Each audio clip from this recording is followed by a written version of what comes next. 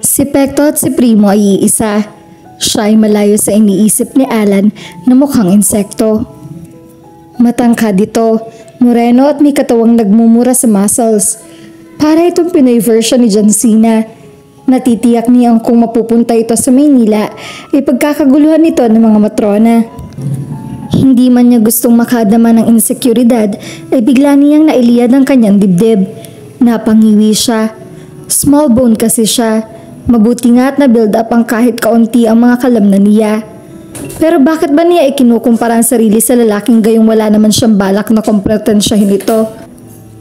Halos araw-araw niyang nakikita roon si Primo. Inihahatid sundo nito sa eskwelahan si Josephine. Gayong walking distance lang naman mula sa bahay ng dalaga ang paaralan. Naiinis siyang hindi niya maunawaan. Parang masyadong astig ang dating ni Primo. Fish dealer ito base sa pahapyaw na pakikinig niya kapag umaakyat ito ng ligaw. Parati itong maraming dalang regalo. At kahit halatang botong-boto si Nana ay kita niya ang disgusto ni Tata rito.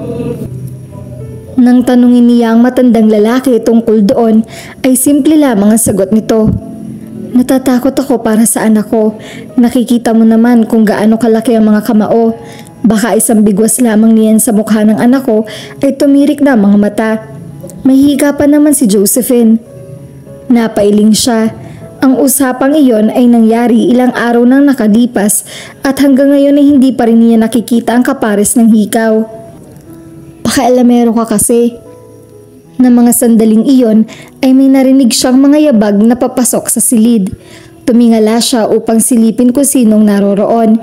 Napakurap-kurap siya, pagkatapos ay napalunok. No doubt, he was staring at the sexiest pair of legs, which were long and shapely. At bago pa niya masipat ng husto ang nasa pagitan niyon, ay narinig niya ang tili ni Josephine. Bastos! Walang modo! Walang hiya! Nagkanda-dugtog-untog siya nang iunat niya ang kanyang likod sa silong. Narinig niya ang tinig ni Tata at Nana. Nasa kwarto ng mag-asawa. Pinagpawisan siya nang marinig si Tata niya. Sa isip niya ay para na niyang nakikita ang paghugot nito sa mahaba at matalas na itak. Hindi siya makagalaw sa kinalalagyan sa pangambang makalikha siya ng ingay at makita nito. Nasaan ang bastos? May nanunubok ba sa'yo, anak? Mariin siyang pumikit at halos pigilin ang hininga. Inaasahan niya magsusumbong si Josephine sa mga magulang nito at halos nakatitiyak din siyang katapusan na ng kanyang pagkabinata. Tinakasan ba niya ang isang sopistikadang Manilenya upang masilo lamang sa isang probinsyanang maestra? May tuko sa kisame itang. Tuko? Oho, naihian ko sa noo. Umihi ang tuko? Kung butiki nga umiihi, tuko pa kaya? Sabi ni Nana. Hindi ba marami ang maghahanap niyan ngayon? Balita ko'y na ibebenta raw yan ng mahal. Gamot daw sa kanser. Sigurado kang tuko nakita mo? Tila hindi ganap na kumbinsyado ang tatang nito. Opo, pero... Manong Alan, anong ginagawa mo riyan? Mariin siyang napapikit at nahiling na sana ay bumuka ang lupa at bigla siyang lamunin. Ano? Binata. Nakapagpasya ka na ba? May nadamang pagre-rebelde si Josephine. Gusto niyang maiyak sa nasuuang sitwasyon. Umuwi lamang siya ng tanghaling iyon upang kunin ang module na ginagamit sa klase, ngunit kung bakit naman natsyempohan niya si Alan sa silong. Ngayon ay bantay sarado ito ng kanyang ama at pinipilit itong panagutin sa di umano'y pagyurak sa kanyang pagkababae. Wala siyang balak isumbong ito sa kanyang ama. Pero kambal yata nito ang malas ng araw na iyon sapagkat natsyempohan nito ni Batsoy. Maayos ka namin tinanggap dito sa aming pamamahay. Sana naman ay huwag mong iyong suklian ng kawalanghiyaan. I understand, sir. I'll marry your daughter. Natilihan siya. Tama ba ang narinig niya? Magaling. Sa lalong madaling panahon ay gusto kong ipasundo mo kay Renz ang iyong mga magulang upang makapanmanhikan. Sandali lang po itang. Hindi nakatiis na sabad niya. Para siyang biglang nahilo sa bilis ng mga pangyayari. Pwede bang bigyan nyo kami ng sapat na panahon upang kilalanin ng isa't isa? Anong panahon na sinasabi mo? Paano reputasyon mo kapag nagkaroon ng pagkakataon ng binatang yan at takasan ka? Magiging katatawanan tayo sa baryong ito. At paano na lamang ang katayuan mo bilang guro? Gusto mo bang matanggal sa pagtuturo? Gusto niya itong sagutin na hindi yun lalala ng ganoon kung hindi ito masyadong nag-react. Ano lamang bang nasilip ni Alan ang mga hita niya? O hita lang ba niya ang nakita nito? Mabilis niyang itinaboy ang isiping iyon. Nakita lamang naman nito iyon, hindi na hipo na hawakan. Binalingan niya si Alan. May papangako mo ba na sa akin na hindi ka tatakas? Tumango ito, pero hindi niya masabi kung anong nasa isip nito. I promise, hindi ako aalis o tatakas. Tiningnan niya ang kanyang ama. Ikaw ang bahala. Ako ay nagpapaalala lamang. Sa sandaling hindi ka panagutan ng binatang yan, ay hindi ako mangingiming sundan siya sa Maynila. Nagkakaunawaan ba tayo? Muli ay tumango si Alan. Tumayo na ang mga magulang niya at hinayaan silang mag-usap. Sandaling namaya niyang katahimikan. Natutop niya ang kanyang noo. Palamigin lang natin ang sitwasyon. Sa sandaling magkaroon ka ng pagkakataon ay gusto kong umuwi ka na sa Maynila. You just made me swear not to live, and now you're saying that I should run away if I ever got the chance? What kind of a man do you think I am? Ikaw lang naman ang inaalala ko. Alam kong labag sa loob mo ang kasalang ito, kaya bakit mo pa iisipin ang tungkol sa palabra de honor? Tutulungan na nga kitang makatakas. Hintay-hintay lang natin na lumambig ang sitwasyon. No, not unless your father says so. I am keeping my word. Hay, ewan, bahala ka. Gusto niyang mainis sa katigasan ng ulo nito. Ngunit sa mga sandaling iyon ay gusto niyang hagaan ang paninindigan nito. Masarap man pangarapin na maging kabiyak ang lalaking ito ay hindi niya pinapangarap na mamikot makuha lamang ang lalaking gusto niya. Kung hindi nito gustong sirain ang salitang binitawan, ay siya ang gagawa ng paraan upang hindi matuloy ang kasal. Totoo ho ba, sir? Oo, matipid na sagot ni Alan kay Renz. Hindi na siya nagtaka nang makaabot agad sa kaalaman nito ang nanaganap sa bahay ni na Josephine. Napailing siya nang sabihin kanina ni Josephine na tutulungan siya nito upang makawala sa shotgun wedding na iyon, ay parang hindi siya makapaniwala na totoo sa loob nito iyon. Kung hindi sa sarili niyang katangahan ay iisipin niyang planado ng buong pamilya nito ang mga pangyayari. Dahil paanong nasa bahay si Josephine sa oras sa eksakto namang dumating ang mga magulang nito. If it wasn't perfectly planned, what was it? Pero hindi nga ba't tinangka niyang pagtakpan ng dalaga? Kung hindi siya nakita ni Batsoy sa silong, ay planchado na sana ang lahat. Ano naman ho na pag-usapan niyo? I have to marry your friend, Renz. I brought this upon to myself. I may as well take full responsibility. Help me find a new place to stay. Halatang tutol si Tata nang sabihin niya na lilipat siya sa ibang tirahan. May nakita silang katamtamang beach house malapit sa playa. For sale niyon, ngunit habang wala pang nakakabili ay pwede raw niyang upahan. Ipinaliwanag niya kay Tata na ang gagawin niyang pagbukod ng tirahan ay para din sa mga ito.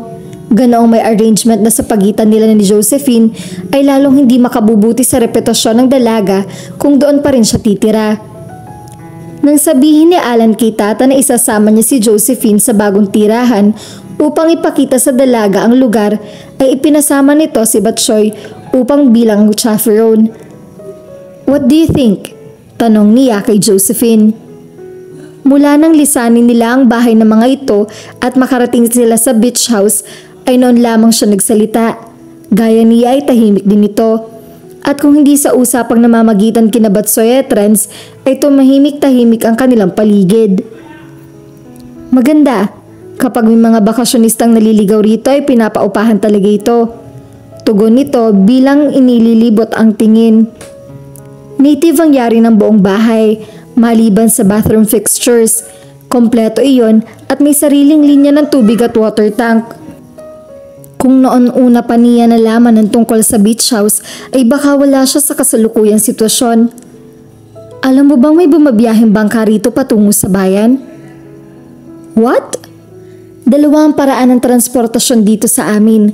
Nakikita mo ba ang dulo ng aplaya?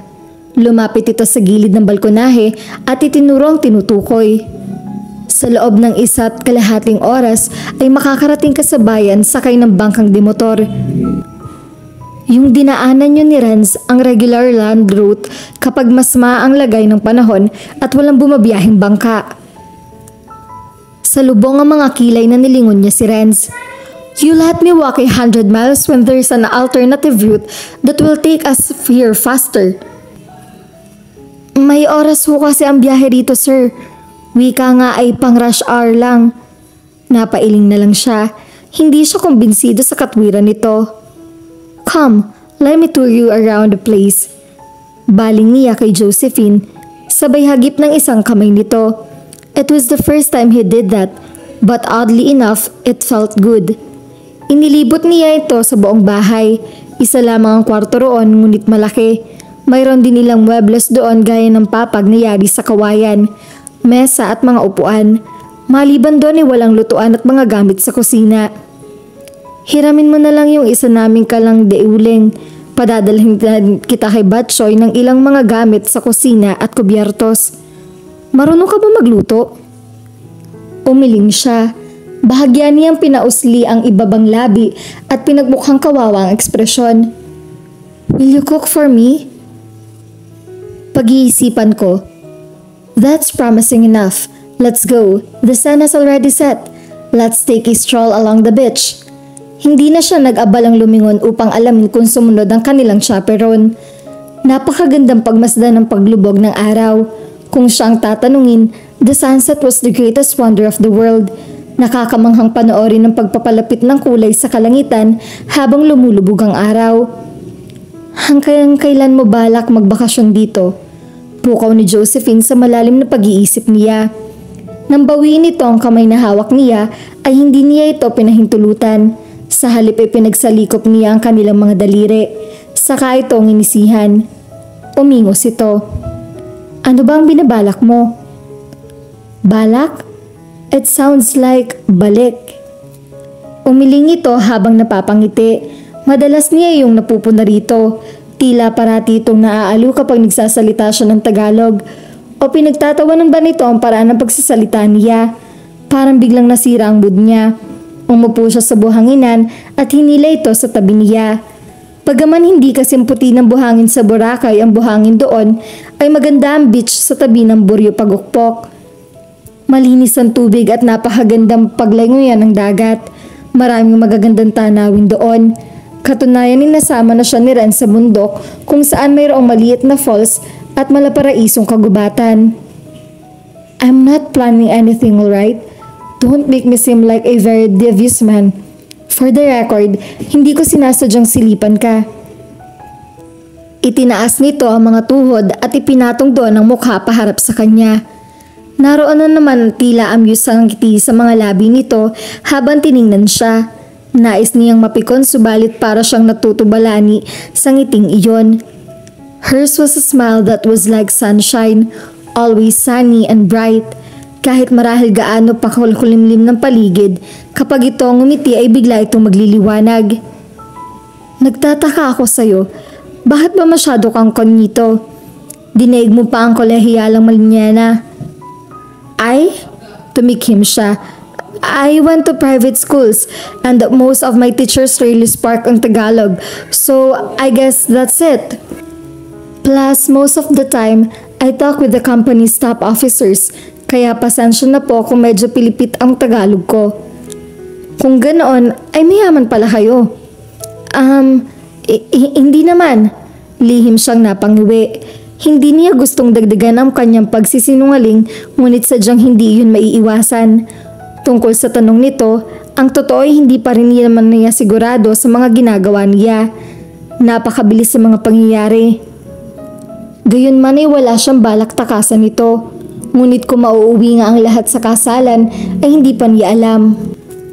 He would just run away from a loveless wedding match. Kung konsolasyon mang may tuturing, ay mas natutuwa siya kay Josephine kaysa kay Estefan. Parang may kung anong kumakabit sa puso niya kapag nuningiti ito. Sure, hindi ito maihahani sa nagagandahang socialite sa alta sosyedad na kinabibilangan niya. Pero wala pang babaeng napagsigla sa kanyang sistema dahil lamang nakita niya itong umiti. Kung ganon, dapat ay iwasan mo muna mag-Ingles. Dahil paano matutuwid ang dila mo kung parati ka nag-i-Ingles? Hindi sa lahat ng pagkakataon ay magkakaunawa ng Ingles sa mga taong makakasalumuha mo. Isa pa, nasa Pilipinas ka. Kaya kalahati o 10% lang ang dugong Pinoy sa ugat mo, dapat alam mong gamitin ang wika mo. I know how to remedy that. Ganun naman pala eh. Di gawin mo. Like this. He pulled her close and took her lips in a sweet and lingering kiss.